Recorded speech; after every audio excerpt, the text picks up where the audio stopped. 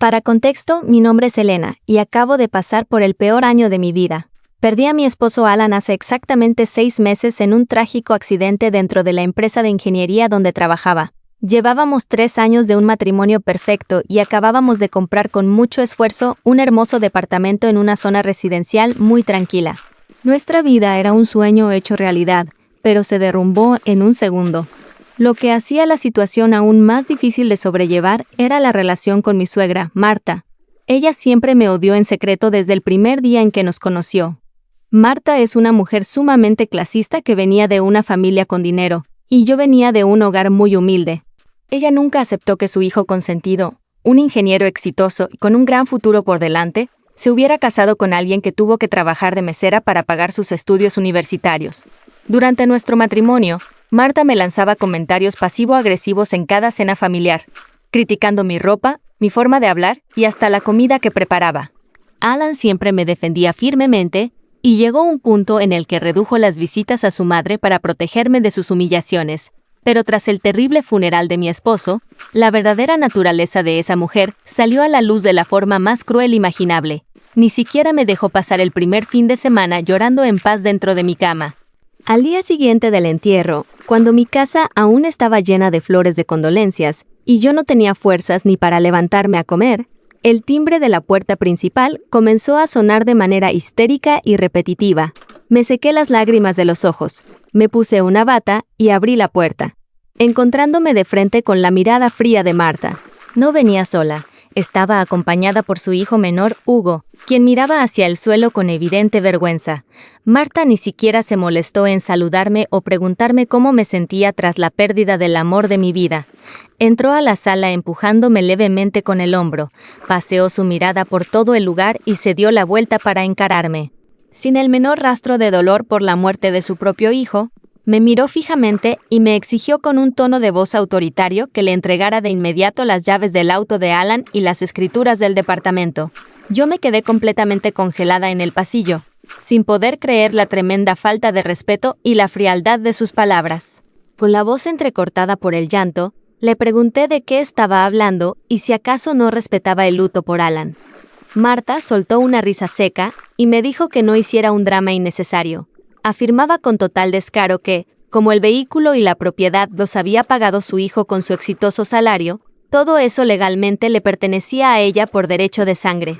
Traté de respirar hondo para no perder los estribos en mi propia casa. Le recordé, manteniendo la dignidad, que Alan y yo nos habíamos casado bajo el régimen de bienes mancomunados y que este departamento era nuestro hogar legal. Al escucharme, la cara de Marta se deformó de rabia y me gritó que yo solo era una cazafortunas interesada. Me escupió en la cara que yo me había aprovechado de la nobleza de su hijo para salir de la pobreza y que no iba a permitir que una muerta de hambre se quedara con los frutos del trabajo de la familia. Hugo intentó tomarla del brazo para calmarla, pero ella lo apartó con furia y me amenazó diciendo que me sacaría de esa casa a patadas si era necesario. Le ordené que se fuera de mi propiedad inmediatamente o llamaría a la policía. Marta me miró con un odio profundo, dio la vuelta y salió azotando la puerta. Pensé que solo era un berrinche de una mujer descontrolada, pero subestimé por completo su maldad. Una semana después, al abrir la puerta para ir al supermercado, me topé con un notificador del juzgado. El hombre me entregó un sobre amarillo sellado. Al abrirlo con manos temblorosas en la cocina, descubrí horrorizada que mi suegra me había interpuesto una demanda formal de juicio sucesorio intestado. Exigía la adjudicación total de los bienes de Alan y solicitaba al juez una orden de desalojo preventivo en mi contra, alegando que yo ocupaba la casa ilegalmente. Sentí que las piernas me fallaban y me senté en el suelo a llorar. La codicia de Marta no tenía límites. Descubrí que había contratado a un bufet de abogados sumamente costoso, famoso en la ciudad por ganar casos mediante artimañas y presiones psicológicas. Ella estaba dispuesta a gastarse una fortuna con tal de verme destruida y en la calle. Pero la demanda judicial fue solo el principio de su ataque. Durante las semanas previas a la primera audiencia, Marta inició una campaña de difamación brutal en contra de mi reputación. Llamó a cada miembro de la familia de Alan, a nuestros amigos en común, y hasta envió correos a mi lugar de trabajo, inventando mentiras asquerosas sobre mí. Aseguraba a todo el mundo que yo había descuidado la salud de Alan en sus últimos meses, que nuestro matrimonio estaba roto y, lo más doloroso de todo, inventó el chisme de que yo ya me estaba gastando el dinero del seguro de vida saliendo de fiesta con otro hombre. Mis suegros y primos políticos comenzaron a bloquearme de las redes sociales. Me quedé completamente aislada del mundo. La gente que antes me sonreía en las fiestas familiares, ahora me miraba con desprecio si me los cruzaba en la calle. Pasé noches enteras sin poder dormir un solo minuto, abrazada a la almohada de Alan, escuchando los ruidos del departamento vacío y sintiendo un miedo paralizante a terminar en la indigencia. Apenas tenía dinero para pagar a un abogado defensor, ya que las cuentas bancarias de Alan habían sido congeladas temporalmente por el juez debido al litigio de la herencia. Por fortuna, una antigua amiga de la universidad me recomendó a su tío, un abogado de oficio jubilado llamado licenciado Suárez, quien aceptó llevar mi caso de forma casi gratuita. El licenciado Suárez vino a mi departamento, revisó los papeles de la demanda y me pidió que mantuviera la calma. Aunque el bufet de Martha era muy poderoso, la ley de matrimonio civil estaba de nuestro lado. Sin embargo, me advirtió que debíamos prepararnos para un juicio muy sucio, ya que ellos intentarían impugnar el acta de matrimonio con cualquier excusa. Pasamos tardes enteras recopilando facturas, fotos, testimonios de vecinos que demostraran que Alan y yo vivíamos felices y que ambos aportábamos al hogar. Cada documento que revisaba me recordaba su risa, sus promesas y el futuro que nos habían arrebatado de golpe. El dolor del duelo se mezclaba con la adrenalina de tener que defender mi supervivencia. El día previo a la primera audiencia en el tribunal familiar, Martha me envió un mensaje de texto desde un número desconocido. Decía textualmente: «Mañana es el principio de tu fin. Disfruta tu última noche bajo ese techo, porque mañana volverás al lugar de donde nunca debiste salir». No le respondí. Apagué el teléfono y me puse a rezar. Llegó el día decisivo. El reloj marcaba las 9 de la mañana cuando entré al enorme edificio de los juzgados de lo familiar. El ambiente era frío y olía a papel viejo. En el pasillo de la sala 4 estaba Martha, sentada junto a dos abogados vestidos con trajes impecables de diseñador. Al verme pasar, esbozó una sonrisa de superioridad absoluta. Ella vestía un conjunto negro sumamente costoso, gafas oscuras y un velo de encaje, fingiendo una pena inmensa ante los secretarios del juzgado. Nos hicieron pasar a la sala de audiencias y nos ubicamos en nuestras respectivas mesas. En el centro, un juez de mediana edad y mirada severa ordenó abrir la sesión y le dio la palabra al abogado de la parte demandante. El defensor de mi suegra se levantó con una arrogancia insoportable. Durante 20 minutos, habló con voz firme ante el juez, argumentando que yo era una oportunista que se había casado con Alan bajo engaños. Presentó carpetas con estados de cuenta bancarios modificados para demostrar que yo jamás había aportado un solo centavo a la compra del departamento. Aseguró con total cinismo que Alan mantenía una relación muy estrecha con su madre y que su verdadera voluntad siempre fue que sus bienes regresaran al seno familiar en caso de una tragedia. Por todo esto, solicitó formalmente al juez que anulara mis derechos como viuda y dictara una orden urgente de desalojo para mí en las próximas 24 horas. Mientras ese hombre destruía mi dignidad y mentía sin piedad, miré de reojo a Martha. Ella asentía con la cabeza, fingiendo secarse una lágrima con un pañuelo de seda, pero sus ojos brillaban con la satisfacción de creer que me había ganado la partida. Yo me mantuve completamente firme en mi asiento, conteniendo la respiración en un silencio sepulcral. Cuando el juez terminó de tomar notas, miró hacia nuestra mesa y preguntó si la defensa tenía algo que manifestar.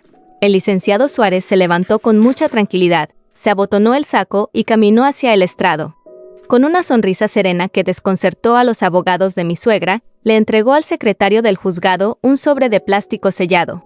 Suárez miró fijamente al juez y dijo: «Señoría, la parte demandante fundamenta toda su estrategia en que no existe un testamento y que por ende la madre debe heredar.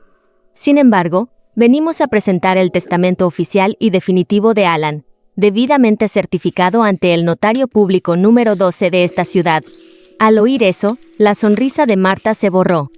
El abogado de mi suegra saltó de inmediato de su silla, gritando con desesperación que ese documento tenía que ser falso, ya que su cliente aseguraba que su hijo nunca había ido a una notaría. El juez le ordenó callarse con un golpe de mazo y comenzó a revisar las hojas del sobre con sumo detalle, leyendo en voz alta la primera cláusula del documento. El testamento era clarísimo e inapelable. Alan estipulaba de su puño y letra que, en caso de fallecimiento, la propiedad total del departamento, sus cuentas de ahorro y sus seguros de vida pasaban de forma inmediata y exclusiva a nombre de su amada esposa, Elena. Yo cerré los ojos y dejé escapar un suspiro de alivio. Mi esposo me había protegido. Pero el licenciado Suárez no había terminado su intervención. Miró a Marta con una frialdad absoluta y le dijo al juez: «Señor juez, le pido que por favor pase a la segunda página del testamento. Mi cliente no solo viene a defender su casa, sino a presentar una denuncia formal por un delito financiero sumamente grave cometido por la señora demandante». El silencio en la sala de audiencias se volvió tan denso que casi se podía cortar con un cuchillo. El juez pasó la página y sus ojos se abrieron con total sorpresa al leer el contenido. El testamento de Alan revelaba una verdad que había permanecido oculta por más de 30 años dentro de esa familia, desmantelando por completo la falsa moral de mi suegra. Alan había dejado por escrito, con pruebas documentales anexas en un disco compacto, que Marta no era su madre biológica, sino su madrastra. El verdadero padre de Alan había fallecido cuando él era apenas un niño de 10 años, dejándole una herencia millonaria resguardada en un fideicomiso bancario oculto que se activaría al cumplir los 25. Pero lo peor venía después. Alan descubrió mediante una auditoría privada que Marta llevaba 10 largos años falsificando la firma de su difunto esposo y del propio Alan para retirar mensualmente miles de dólares de ese fideicomiso. Se había gastado una fortuna que no le pertenecía para darse una vida de lujos, joyas y viajes costosos. Al escuchar la lectura de estos párrafos en voz alta, la cara de Marta se puso completamente pálida, perdió las fuerzas y tuvo que sujetarse del borde de la mesa para no caerse de la silla. Empezó a hiperventilar y a mirar hacia todos lados con terror. Sus propios abogados se quedaron mudos, mirándola con total desconfianza al verse engañados por ella. El juez, visiblemente indignado por la gravedad de las revelaciones y la contundencia de las pruebas periciales caligráficas que Alan había dejado anexas en el testamento, golpeó el mazo con fuerza, dictaminó el cierre inmediato del juicio sucesorio a mi favor y ordenó dar vista de manera urgente al Ministerio Público para iniciar un proceso penal. Su propio abogado principal, al darse cuenta del enorme delito penal en el que estaba metida su cliente y de que les había mentido sobre la legalidad de sus actos, recogió sus carpetas a toda prisa, le dio la espalda en el pasillo y la dejó completamente sola en el tribunal. Salí de ese edificio con la cabeza en alto, sintiendo el aire fresco en mi rostro. Habían pasado 3 meses desde aquel impactante día que cambió el rumbo de las cosas. Las aguas comenzaron a calmarse un poco y el juez penal ordenó el descongelamiento inmediato de mis cuentas bancarias. Una noche, mientras me preparaba una taza de té en la cocina, mi teléfono celular comenzó a sonar insistentemente con un número desconocido. Decidí contestar pensando que era algo del juzgado. Al ponerme el teléfono en el oído, escuché una voz quebrada, ronca y desesperada. Era Marta. Rompió en un llanto inconsolable que sonaba sumamente falso, suplicándome que por favor hablara con mi abogado para retirar los cargos penales y detener la investigación de la fiscalía en su contra. Con un tono de total hipocresía, me decía que la familia debe perdonarse en los momentos de prueba, y que Alan no querría ver a su madre tras las rejas. Recordé perfectamente la tarde en que me escupió insultos en mi propia sala, y la frialdad con la que intentó dejarme en la calle en medio de mi luto. Sin decirle una sola palabra, colgué y la bloqueé. La Fiscalía Estatal de Delitos Financieros tomó el caso con una fuerza implacable, gracias a la relevancia de las pruebas que Alan había dejado guardadas. Tras auditar minuciosamente cada una de las cuentas bancarias de la mujer, los peritos descubrieron que se había robado y gastado un total exacto de $85,000 del fideicomiso. El karma la estaba acorralando de una manera poética y perfecta, debido a que no tenía el dinero en efectivo para pagar la gigantesca fianza y restituir el desfalco al Estado. El juez penal dictó una orden de embargo preventivo sobre todas sus propiedades. Toda la opulencia, la ropa de diseñador y las joyas costosas que presumía comenzaron a desaparecer. La semana pasada se llevó a cabo la audiencia de sentencia final del caso de fraude. Marta fue obligada por la ley a vender su propia casa residencial de manera inmediata para poder pagar la restitución total del dinero robado del fideicomiso. Debido a su avanzada edad, sus abogados lograron evitar que fuera enviada a una prisión estatal común. Sin embargo, no se fue limpia. El juez la condenó a pasar 3 años bajo un estricto régimen de arresto domiciliario. portando un brazalete electrónico en el tobillo y con la prohibición absoluta de salir de la ciudad. Todo el dinero recuperado por las autoridades tras la venta de su propiedad pasó directamente a mis manos por ser la heredera universal. Toda esa familia hipócrita de Alan que 3 meses atrás me daba la espalda en las reuniones, me humillaba con miradas de desprecio e inventaba chismes asquerosos sobre mí en los grupos de mensajes. Ahora comenzó a enviarme cartas y correos diarios. Me pedían disculpas falsas y me rogaban ayuda económica para solventar sus deudas. A todos los dejé en visto. El dinero maldito de la avaricia terminó por destruir por completo la vida de Marta. Sus propios hijos biológicos, al descubrir mediante el juicio que su madre se había gastado en secreto el patrimonio familiar que se suponía que era para el futuro de todos ellos, se enfurecieron, decidieron cortarle la comunicación por completo y la abandonaron a su suerte. Se quedó completamente sola en el mundo, pagando el precio más alto por haber querido pisotear mi dolor y mi luto. Pero lo más increíble de toda esta historia ocurrió anoche, mientras juntaba fuerzas para limpiar el armario de ropa de mi esposo y donar algunas de sus prendas a una iglesia local. Al fondo de un cajón falso, encontré una vieja tableta digital. Era la tableta que Alan usaba durante sus viajes de proyectos en la universidad. Al encenderla y revisar los archivos locales, descubrí que guardaba copias de seguridad automáticas de sus correos electrónicos personales de hacía un año. Me senté en la cama y comencé a leer una cadena de mensajes privados que me dejó con el corazón en un hilo. Descubrí con horror que Alan ya había confrontado pacíficamente a Marta en su propia casa un año antes de su trágico accidente. En los correos, mi esposo le daba la oportunidad de confesar el fraude a toda la familia de manera interna, prometiendo que no la denunciaría ante la policía si ella aceptaba regresar el dinero poco a poco y me respetaba a mí. La respuesta de Marta en esos correos electrónicos fue de una maldad espeluznante. Le respondió textualmente que si él se atrevía a abrir la boca para contarle la verdad a sus hermanos, ella se encargaría de inventar mentiras para destruir nuestra reputación, arruinar su carrera en la empresa de ingeniería y hacerme la vida imposible a mí mediante demandas. Al leer esas amenazas escritas por su propia mano, entendí el enorme peso que mi esposo había estado cargando en silencio durante nuestros últimos meses juntos para protegerme del odio de esa mujer. Alan, sintiendo que su seguridad y la mía corrían peligro, decidió actuar con total inteligencia y documentar de manera meticulosa absolutamente todo. Guardó grabaciones de llamadas de voz, capturas de pantalla de los mensajes de texto amenazantes y copias certificadas de los movimientos bancarios fraudulentos dentro de una carpeta encriptada, previendo que la infinita maldad de esa mujer estallaría tarde o temprano. Esta mañana tomé la tableta digital y me dirigí directamente a la Fiscalía del Estado. Me reuní con el agente del Ministerio Público encargado del caso penal y le hice entrega de este nuevo material digital debidamente certificado por un perito en informática. Al ver la contundencia de las amenazas de extorsión y la premeditación del fraude, el fiscal se mostró sumamente sorprendido y ordenó anexar todo de inmediato al expediente principal. Con estas nuevas pruebas de peso irrefutable, el juzgado cerró de manera definitiva cualquier posibilidad legal de que Marta pudiera apelar su sentencia, solicitar un amparo o recibir algún tipo de reducción en su condena de arresto domiciliario. Su destino estaba sellado por completo bajo el peso de sus propios actos de codicia del pasado. Ahora pasa sus amargos días encerrada en una pequeña y húmeda habitación alquilada en las afueras de la ciudad, vigilada las 24 horas por el Estado mediante el rastreador electrónico y subsistiendo apenas con una pensión mínima que apenas le alcanza para cubrir sus necesidades básicas. Su orgullo y su arrogancia quedaron reducidos a la nada. Esta es mi última y definitiva actualización sobre este doloroso caso que me tocó vivir.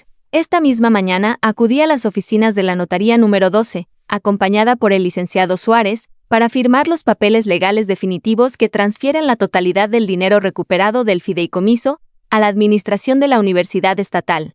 He tomado la firme decisión de crear una fundación y una beca anual de excelencia académica en la Facultad de Ingeniería Civil que llevará con orgullo el nombre de mi amado esposo, Alan. El dinero que una mujer malvada y llena de avaricia intentó robar mediante mentiras, falsificaciones y desprecio, ahora servirá para financiar el futuro de jóvenes honestos. Muchos jóvenes de bajos recursos, que como yo en el pasado tienen que trabajar largas jornadas para poder pagar sus materiales y sus estudios, tendrán ahora la oportunidad de convertirse en profesionales exitosos gracias al legado de Alan. Sé perfectamente que, en donde quiera que esté su alma, él está sonriendo con orgullo al ver esta decisión. El karma cerró su ciclo de la manera más hermosa y perfecta posible dentro de esta tierra, limpiando por completo la memoria de la persona que más amé en esta vida, y dándole una lección destructiva e inolvidable a aquellos que adoran el dinero por encima de la dignidad humana. Las mentiras de mi suegra se desvanecieron ante el peso de la verdad pura. Hoy, después de 6 meses de tormentas, lágrimas y batallas legales, finalmente puedo sentarme junto a la ventana de mi departamento, mirar el atardecer en calma, respirar hondo y saber que mi hogar está a salvo. La justicia poética de la vida a veces tarda un poco en llegar, pero cuando lo hace, es completamente justa, destructiva y absoluta.